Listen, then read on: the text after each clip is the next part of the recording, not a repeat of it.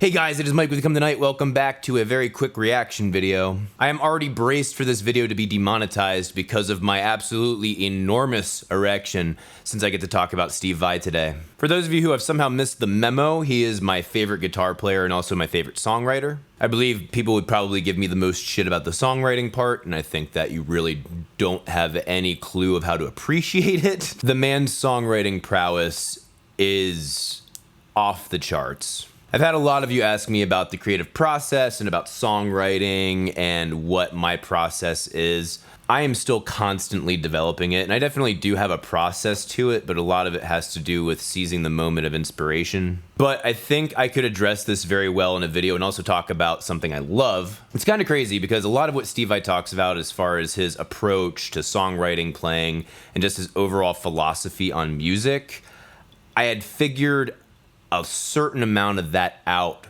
well in advance of ever hearing him talking about it. But I've always felt that the man spoke to me with his music, and it's kind of crazy coming to similar conclusions even though we haven't spoken to one another. Either way, enough fluff. Let's get into this video.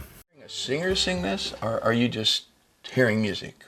Well, usually the good stuff for me comes when I'm listening for the melody inside. So you put yourself in the energy of the chords, and then the melody comes.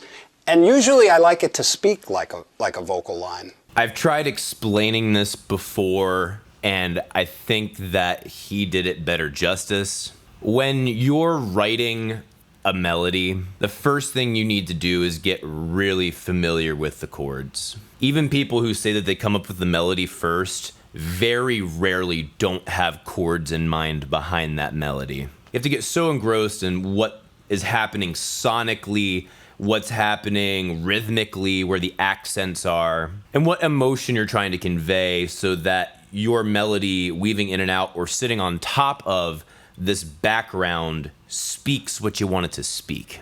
And the stuff that happens to speak the best to humans is stuff that is relatable to how we talk, our voices. Without a doubt, most of the greatest guitar solos can be sung. Not necessarily the shreddy parts, but the parts that you really remember. Good example would be Hotel California solo. You can sing that whole solo, and it has such great articulation and feel in it. Because, vocals have a contour, they got commas, they got periods.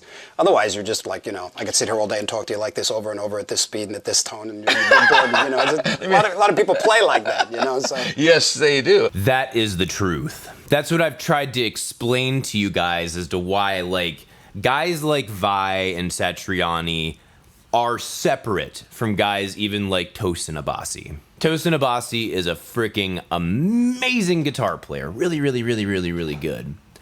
I don't think he's quite to that level yet. His technique is insane, his feel is insane. I love his guitar tone. I like the way he plays, man. But there is a depth of detail that I feel like he doesn't quite approach to that level of mastery. One guy who I've talked about before, James Norbernovani, that guy is approaching there. He's so fucking close. His attention to detail and how he expresses his notes and the variety that he uses is excellent. And I've learned this years ago. I'm still trying to learn how to apply it properly.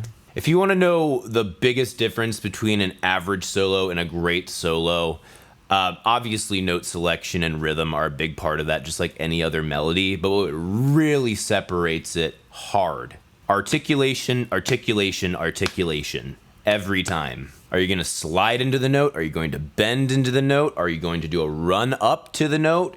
And not only that, what kind of a slide? What kind of a bend? How quickly? How slowly? Are you going to do it pretty quick going up and then slow down a little bit approaching it? There's lots to think about. And when it comes time for shredding, sometimes it does sound like that. That's what I was at. You and Joe Satriani, to me, when you take solos or play a song, the melody you create in the song sounds just like a singer to me. Well, that comes from his inner ear, too. Joe's a master at beautiful inspired little guitar melodies, you know. And I think that it's because we can easily make leaps and intervals and stuff that, you know, might be a little more difficult for the voice. But I think it comes from the same place in all of us when you're writing lyrics or melody. Yes.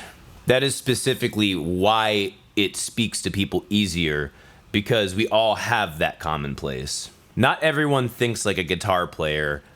Just about every person on this earth thinks like a speaker or a singer. That's also why I think this music is a hell of a lot more accessible than the credit it's given. Way more accessible. People just don't know how the hell to listen, and it pisses me off. All right, we're going to move on to the next video.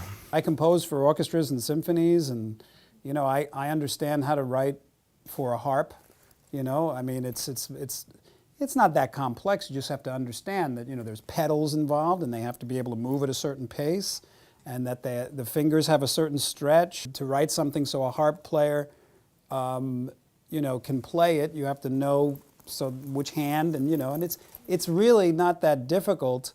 But it's always seemed very natural to me, and it's just a little bit of study. One big thing, especially for the modern musician and the modern rock songwriter, if you want to attract more than just you to your project, the more complete of a project you have to hand to people, the easier it's going to be to get them to agree to write and play with you. So that being the case, it makes it easier to know how in the hell to write for the bass, write for the drums. Now, it's going to be very difficult to figure out how to write for them if you've never played them before. You can do some of it by ear. I did a lot of it by ear. But it helps a lot to understand it by actually sitting down with the instrument and knowing how things are done.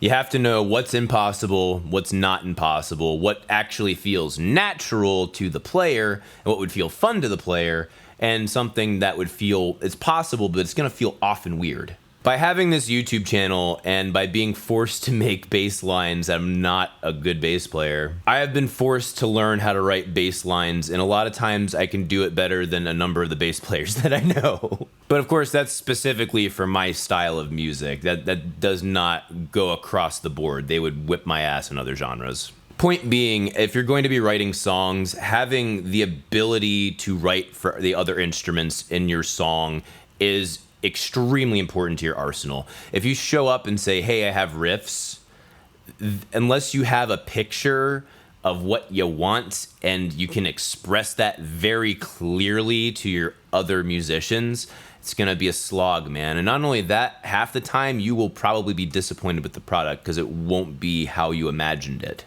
So from then on, I always had I knew that the ideas to create music were endless.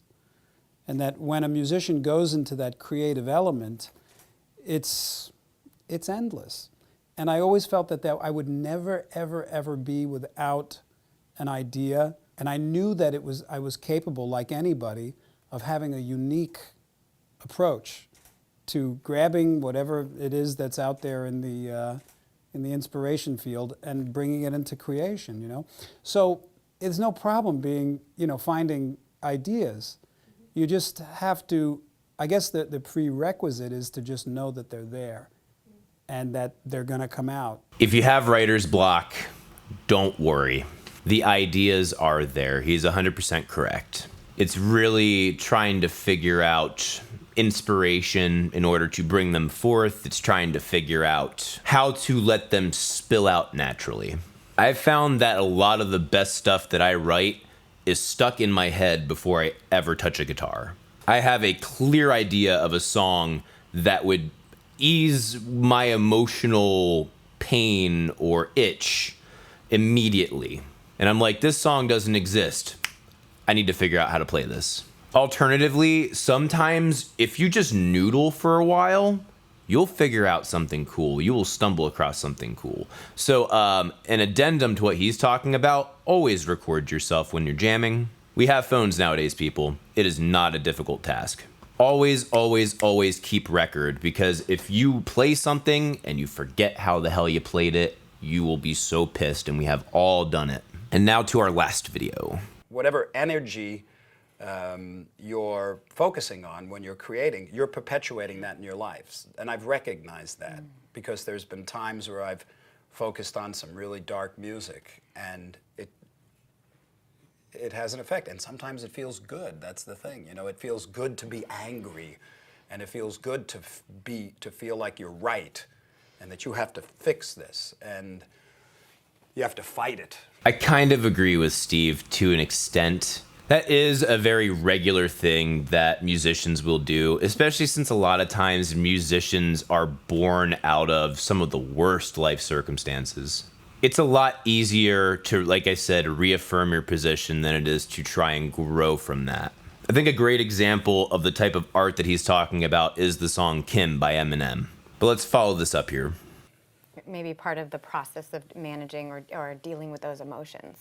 It can be, and there's a particular line of thinking that says in order to get past certain emotional obstacles in your life, you have to express them, and you have to create, that helps you get through them with your art. I don't buy into that at all. This is where I disagree with him for the first time. I've noticed, and this isn't necessarily with music, but with poetry and other writing, just kind of getting my ideas out on paper, that's technically creation, that's technically art. When I'm able to get it outside of myself onto a platform that I can look at without having to talk about it or express it in the moment, I can reflect on it and be like, wow, that's fucked up. Or wow, that's not logically sound. If you're aware enough, you can have that whole process happen before you start writing. Not everyone's at that level of awareness, though. Like, again, in the instance of Kim by Eminem, he never went and murdered Kim. I don't even think he went, as far as I know, he never hit Kim, as far as I know. He was fucking mad about it. He was so hurt by it. He wrote an entire song, which is pretty much a murder fantasy. Was it gross? Yeah. I still felt sorry for him. I felt sorry for him because that's what he wanted to do in his heart of hearts, and he did not bring himself to do it. That's the amount of pain that he had. That's how he was able to express it, because he came from a shitty fucking background. I'd say in the end, that was a healthy expression of his emotions, far healthier than going and killing someone. So I definitely understand what Steve is saying. If you create art like that and then you say, yeah, no, she deserves to fucking die. She deserves to fucking die. And then he goes and kills them, that's different. So I'm not saying that creating art like this, where you put all of your negative energy into it, it's almost a reaffirmation of your negative energy, that's necessarily always positive. But I don't think it's always negative either. I think it's a toss in the air. Are you honest enough with yourself to say, that's fucked up? Anyway, I just wanted to talk about Steve Vai because I love Steve Vai and I love the writing process, and he's so damn philosophical and shit. Either way, those are my thoughts. Please let me know your thoughts in the comments below. I have an Instagram, I have a Facebook, I have a Twitter. Go follow me at Become the Knight. Please, please, please support me on Patreon. That is huge. My YouTube ad revenue has been garbage lately. So the only way I can really keep doing this is by that support financially. Thank you guys so much for watching. See you in the next video. Rock on!